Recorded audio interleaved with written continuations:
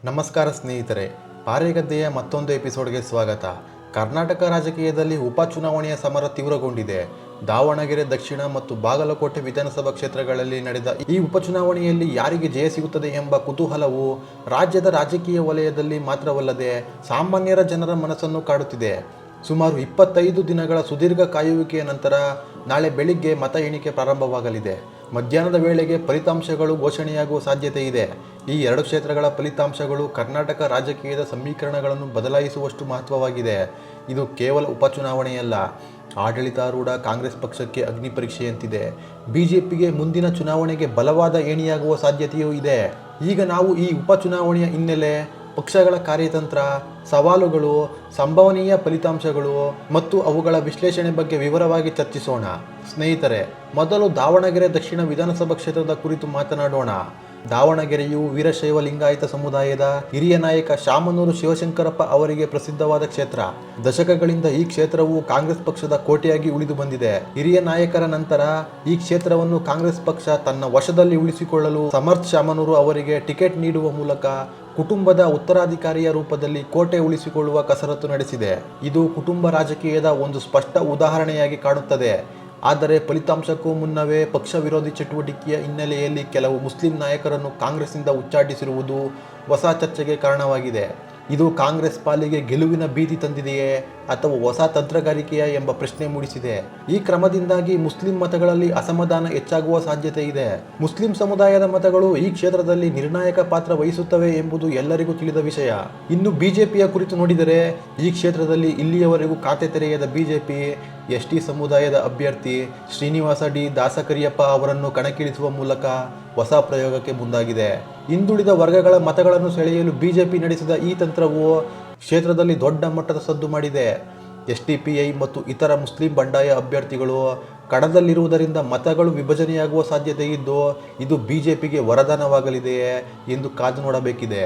ಬಿಜೆಪಿಯ ಈ ಹೊಸ ತಂತ್ರವು ಕಾಂಗ್ರೆಸ್ನ ಪ್ರಭಾವವನ್ನು ಕಡಿಮೆ ಮಾಡುವ ಉದ್ದೇಶವನ್ನು ಹೊಂದಿದೆಯೇ ಎಂಬ ಚರ್ಚೆಯೂ ನಡೆಯುತ್ತಿದೆ.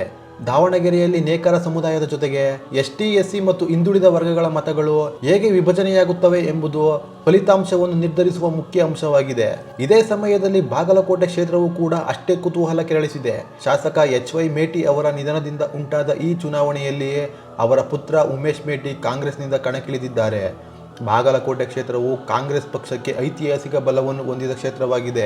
HY ಮೇಟಿ ಅವರು ದೀರ್ಘಕಾಲದಿಂದ ಈ ಕ್ಷೇತ್ರದಲ್ಲಿ ತಮ್ಮ ಪ್ರಭಾವವನ್ನು ಬೆಳೆಸಿಕೊಂಡಿದ್ದರು. ಅವರ ನಂತರ ಪುತ್ರ ಉಮೇಶ್ ಮೇಟಿ ಅವರ ಮೂಲಕ ಕುಟುಂಬದ ಉತ್ತರಾಧಿಕಾರವನ್ನು ಮುಂದುವರಿಸುವ ಪ್ರಯತ್ನ ಕಾಂಗ್ರೆಸ್ ಪಕ್ಷದಿಂದ ನಡೆದಿದೆ.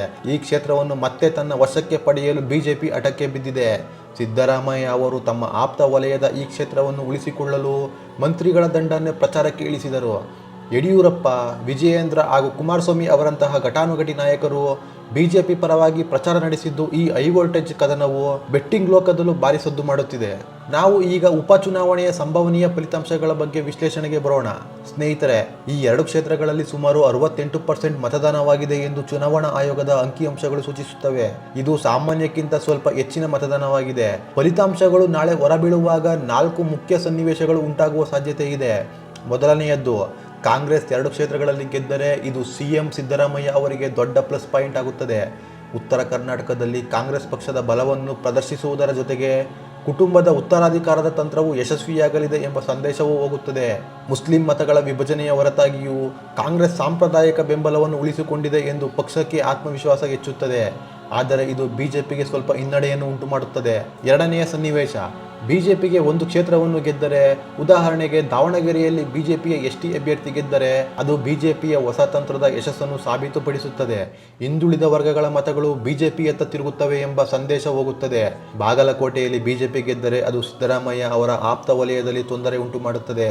ಮೂರನೇ ಸನ್ನಿವೇಶ, ಬಿಜೆಪಿ 2 ಕ್ಷೇತ್ರಗಳನ್ನು ಗೆದ್ದರೆ ಇದು ಕಾಂಗ್ರೆಸ್ ಪಕ್ಷಕ್ಕೆ ದೊಡ್ಡ ಹಿನ್ನಡೆಯಾಗುತ್ತದೆ. 2028ರ ವಿಧಾನಸಭಾ ಚುನಾವಣೆಗೆ ಬಿಜೆಪಿಗೆ ಬಲವಾದ ಏಣಿಯಾಗುತ್ತದೆ.